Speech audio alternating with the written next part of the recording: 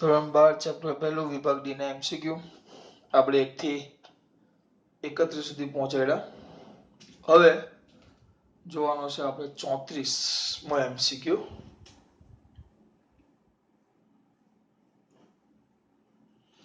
સવાલ તો જોઈ લો। બે વિદ્યુત ભારિત ગોળાઓ 2 mm અંતરે રહેલા છે, તો નીચેનામાંથી કયામાં મહત્તમ અપાકર્ષણ બળ લાગશે? બહુ જ મસ્ત એમસીક્યુ। આ ખાલી લોજિક છે બેટા। બે વિદ્યુત ભારિત ગોળાઓ, આ ગોળો કોઈક છે, આ ગોળો પહેલો અને બીજો, આ બે ગોળાઓ છે। હવે પહેલી વસ્તુ, આ વચ્ચેનું અંતર r જે ફિક્સ કહી દીધું છે, બંને વચ્ચેનું અંતર r જે ફિક્સ કહી દીધું છે, કેટલું છે? 2 mm। આ બંને વચ્ચેનું અંતર r ફિક્સ કહી દીધું છે તમને, કેટલું છે બેટા? 2 mm। આમાં બદલવાનું નથી। હવે એમ કહીશ કે 2 mm ના અંતરે રહેલા છે, તો નીચેનામાંથી કયામાં મહત્તમ આકર્ષણ બળ લાગે?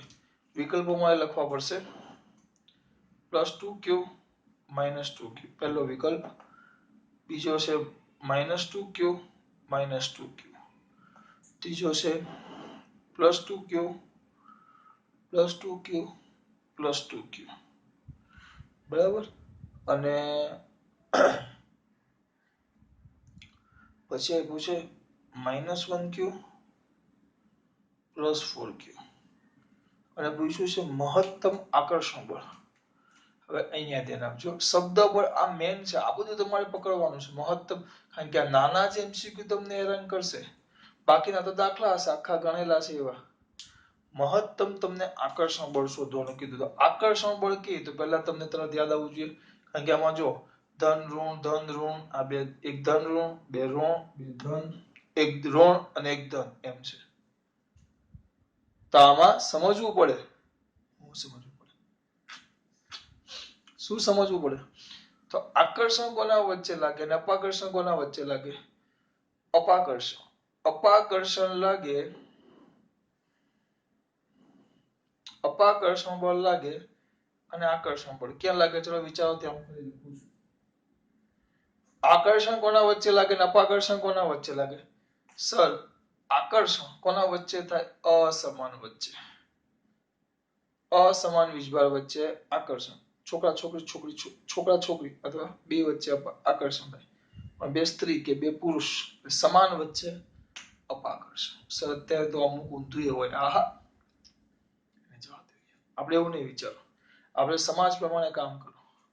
આકર્ષણ બળ અસમાન વચ્ચે, અપાકર્ષણ બળ સમાન વચ્ચે। આપણને શું શોધવાનું કીધું છે? આકર્ષણ બળ। એટલે એનો મતલબ એમ થયો કે તમને જે વીજભારની જોડીઓ આપેલી છે, તમને જે વીજભારની આ જોડી આપેલી છે, જે જોડી આપેલી છે, તો એમાં તમને આકર્ષણ બળ કીધું, તો આકર્ષણ બળ કોના વચ્ચે થાય? અસમાન।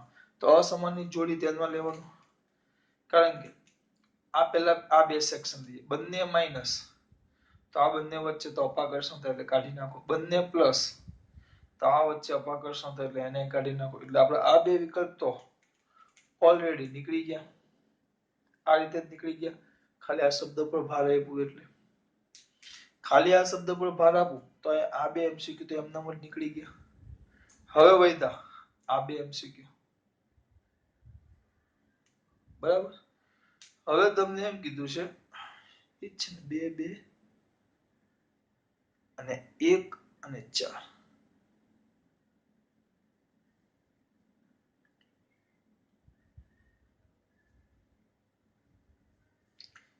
હવે આમ જોવા જશો તો આ બંનેને ધ્યાનથી જો, હવે મૂલ્ય બળ, વિદ્યુત બળ, તેનું સૂત્ર શું આવે? F = K Q1 Q2 by R²।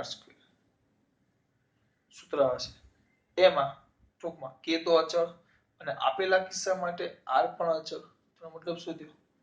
F ચલે છે Q1 Q2 બંનેના ગુણાકાર પર આધાર રાખે, F ચલે છે Q1 Q2 બંનેના ગુણાકાર પર આધાર રાખે, તો એમ જોવા જાવ તો 2 દુ 4, તો આ પહેલું વિકલ્પ તમે પસંદ કરો A, તો એમાં આ 2 અને આ પણ 2 છે, આ 2 તો 2 દુ આ પણ 4q થશે, બરાબર ને? આ વીજભાર ગુણોત્તર આમ જોવા જશો તો ચલો તમને આખો દાખલો સમજાવી દઉં. આનો વિચાર કરો. ચલો f is equal to k, આ 2q ના 2q, 2q minus 2q છેદમાં r. અંતરને એક કામ કરો, r જ આખો બંનેનું ફિક્સ છે એટલે r સ્ક્વેર થાય. 2 દુ 4, 4k q square by r square. પણ આગળ શું આવશે?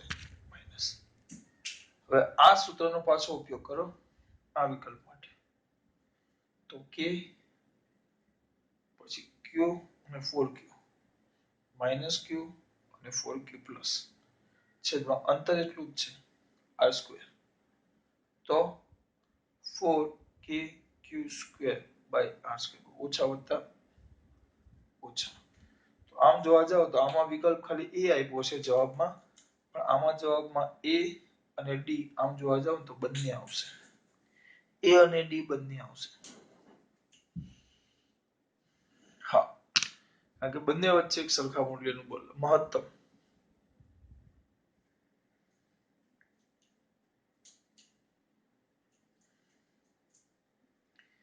હવે આ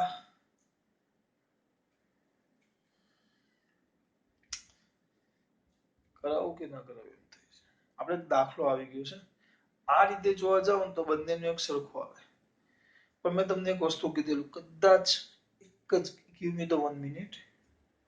તમારું ઉદાહરણમાં મેં કરાવ્યું છે કે જૂની ચોપડીમાં છે? 1 મિનિટ ખાલી મને આપો, બીજી મિનિટ નહીં થાય.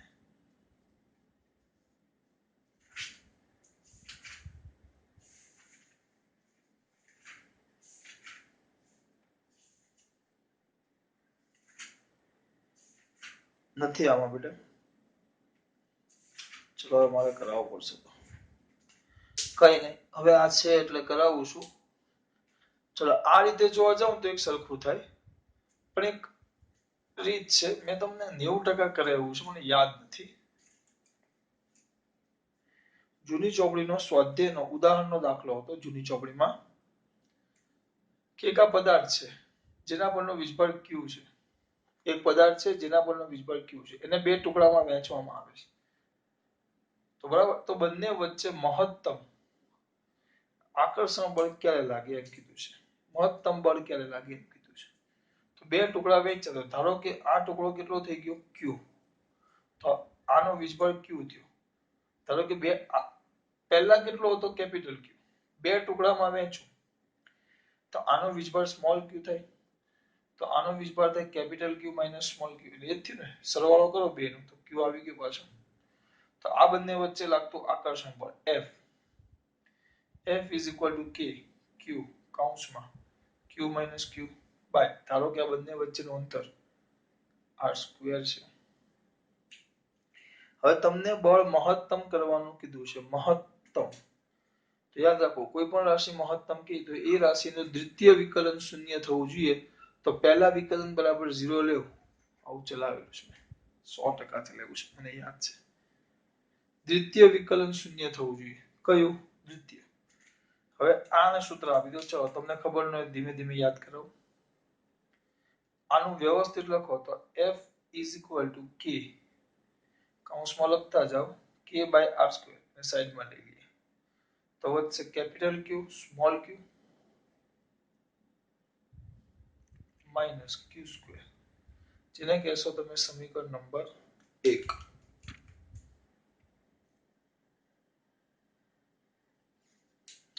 જો તમને એમ કીધું એ બળ લઘુત્તમ કીધું, એ લઘુત્તમ ધ્યાન રાખજો. બળ તમને કેવું શોધવાનું કીધું એ બેટા?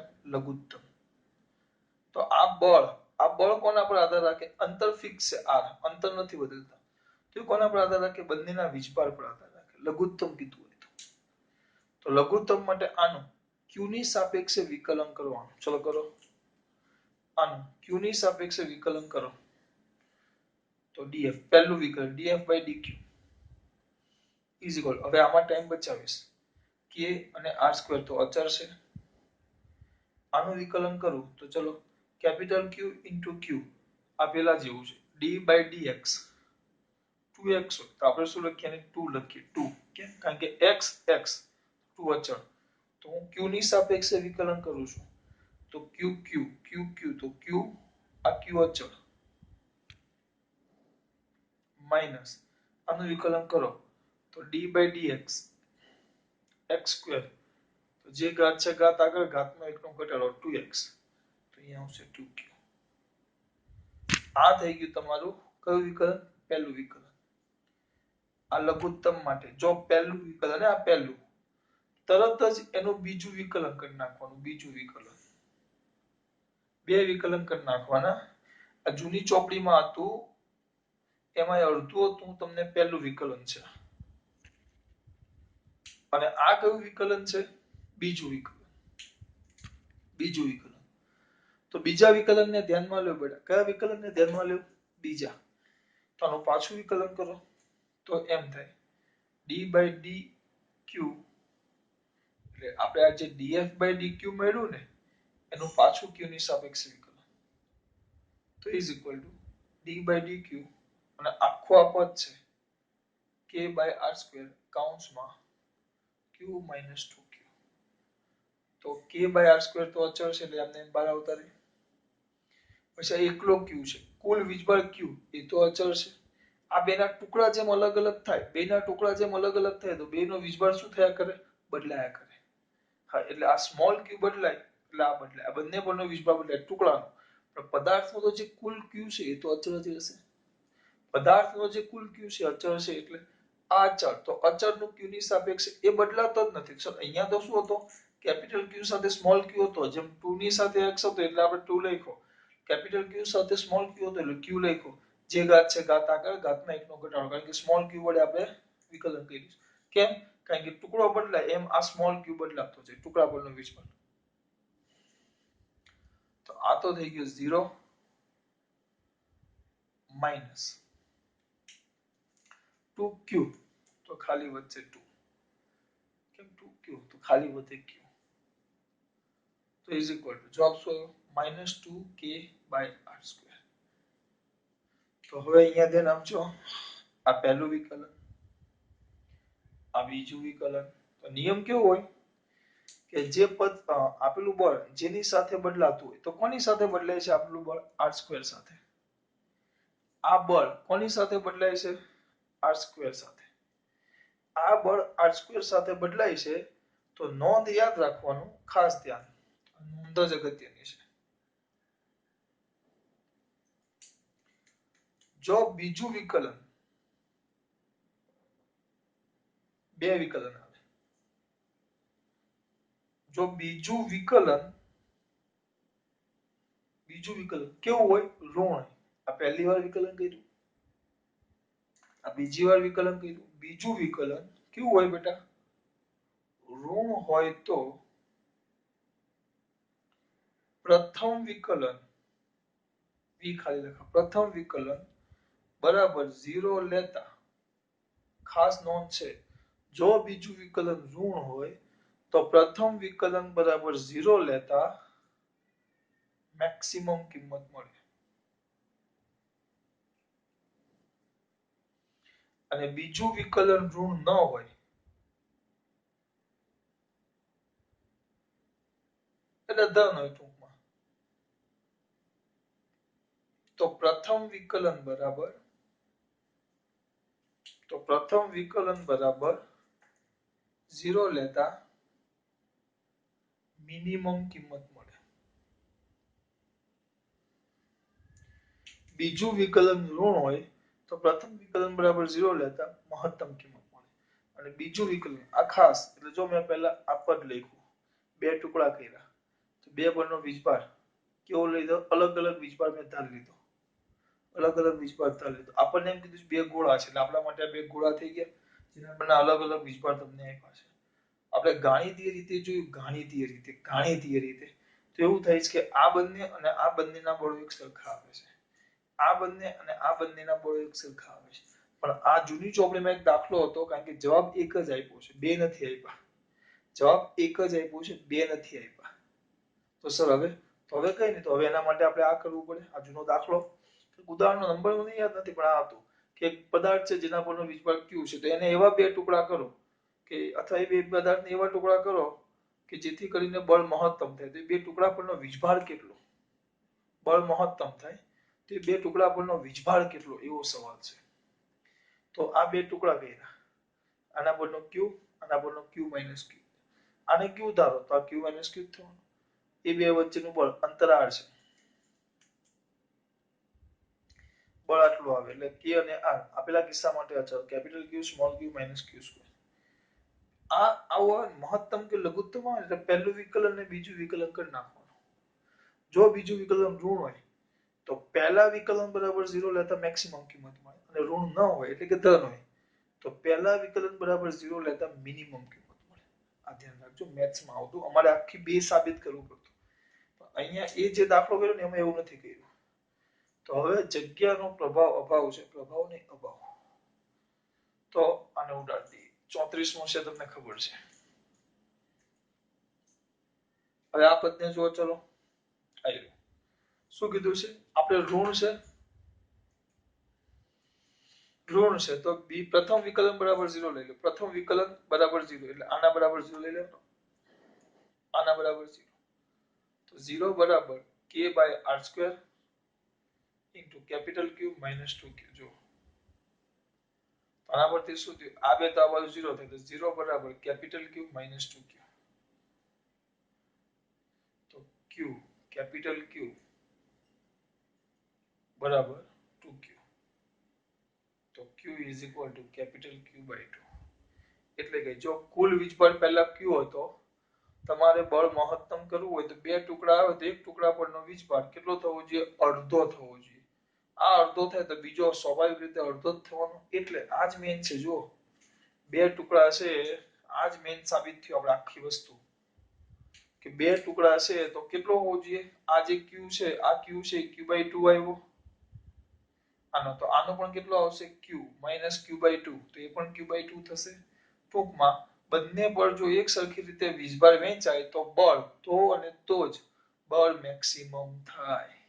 એટલે સમાન. તો આપણે આ બે કિસ્સામાં સરખા લીધેલા, પણ બે સમાન ટુકડા વહેંચાવા જોઈએ. તો આ +2q અને -2q.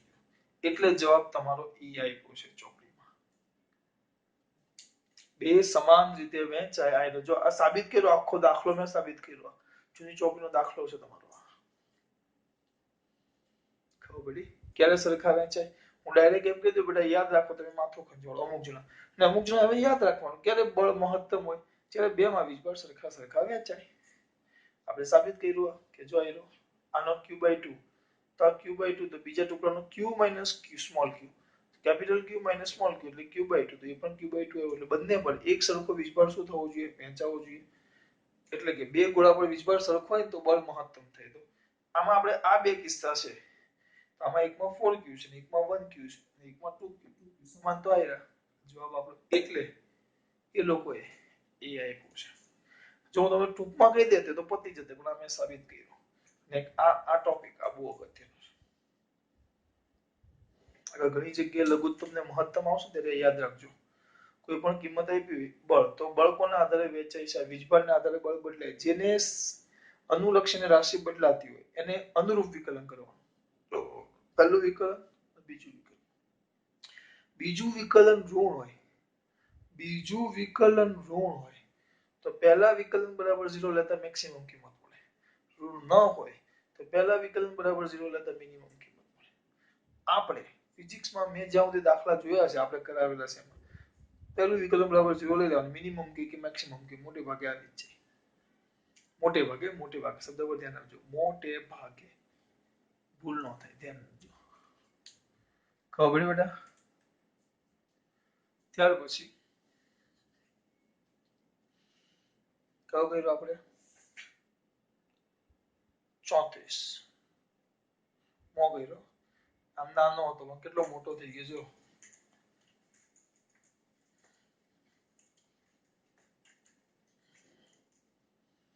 હવે છે 35મો.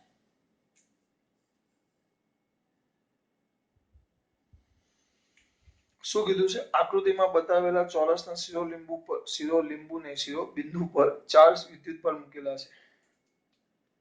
આ ચાર છે.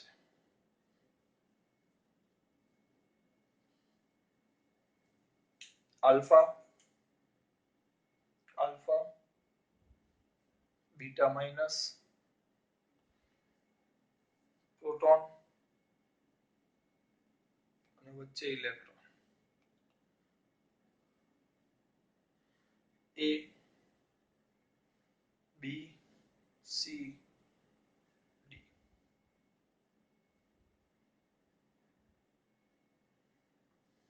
બરાબર.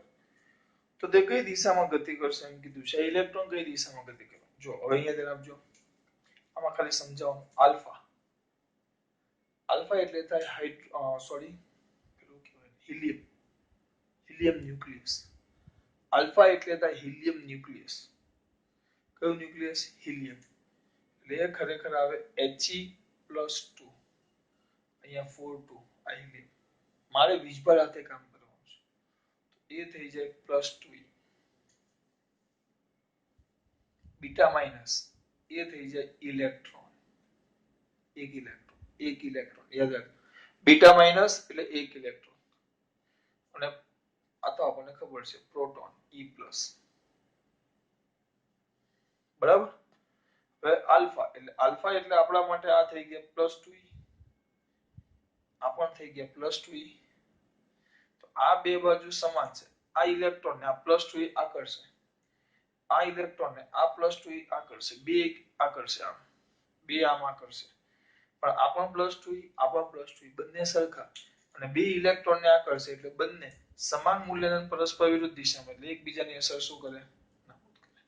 આલ્ફા એટલે +2e. હવે આ ગમે તેને હું આલ્ફા કહું એટલે યાદ હોવું જોઈએ એનો વીજભાર +2e થાય.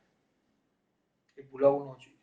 અને બીટા માઇનસ એટલે ઇલેક્ટ્રોન અને P+ એટલે આ P+ એટલે પ્રોટોન. હા કદાચ તમને બીટા પ્લસ કીધું હોય ને બીટા પ્લસ તો એ પણ E+ થાય. એ પોઝિટ્રોન કહેવાય. પોઝિટ્રોન ઇલેક્ટ્રોનનો જોડવા ભાઈ બહેન પોઝિટ્રોન. હવે આ ઋણ છે અને આ ઋણ છે કારણ કે આ આપણા માટે E- છે અને આ E+ છે.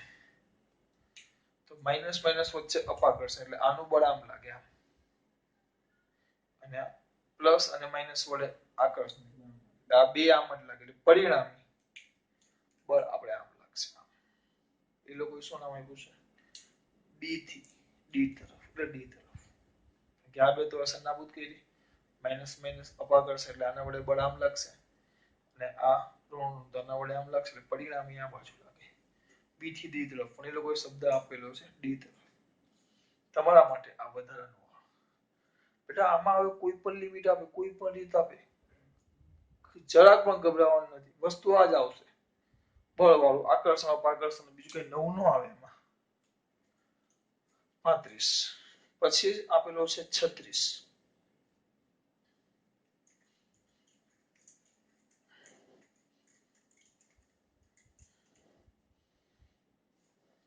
36 જોજો.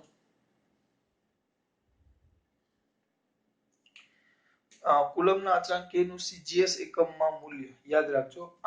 આને હું સમજાવીશ. હવે આપણે k નું કિંમત આવે 9 × 10⁹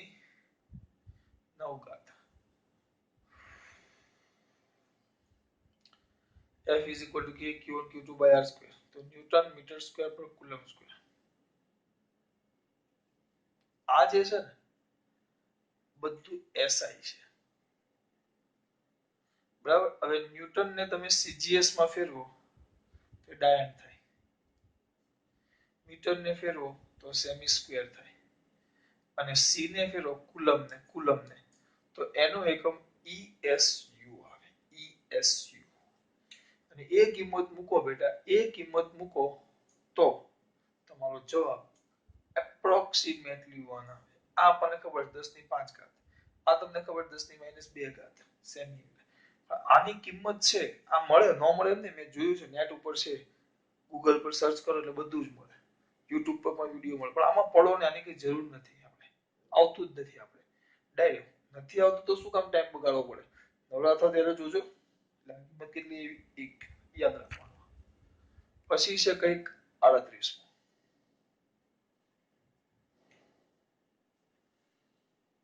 35મો પૂછેલો નહીં પણ મેં કરાવ્યો કારણ કે મને કરવા જેવું લાગ્યું એટલે. છોકરા નથી પૂછ્યો મને એવું લાગ્યું.